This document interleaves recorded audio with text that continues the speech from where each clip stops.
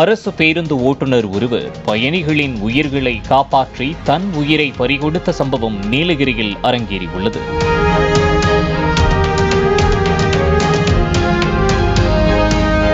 நீலகிரி மாவட்டத்தில் உள்ள கூட்டடா கிராமத்திற்கு நாள்தோறும் கோத்தகிரி பணிமனையைச் சேர்ந்த அரசு பேருந்துகள் இயக்கப்பட்டு வருகிறது.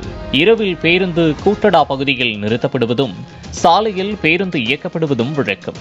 இந்நிலையில் TN43 N0724 என்ற எண் கொண்ட அரசு பேருந்து காலையில் கூட்டடாவில் இருந்து கோத்தகிரிக்கு பயணிகளை ஏற்றிச் சென்று கொண்டிருந்தது.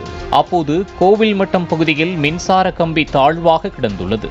பனிமூட்டம் அதிகமாக நிலவியதால் மின்கம்பி தாழ்வாக இருப்பதை அறியாத ஓட்டுநர் பேருந்தை இயக்கிச் சென்றுள்ளார். அப்போது மின்சார கம்பி பேருந்தின் மீது உரசை உள்ளது.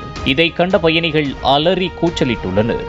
உடனே ஓட்டுநர் பேருந்தை நிறுத்தி பயணிகளை வெளியேறும்படி கூறியுள்ளார். பயணிகள் வெளியேறிய பின்னர் ஓட்டுநர் பிரதாப் வெளியே செல்ல முயன்றபோது மின்சாரம் தாக்கி சம்பவ இடத்திலேயே உயிரிழந்துள்ளார்.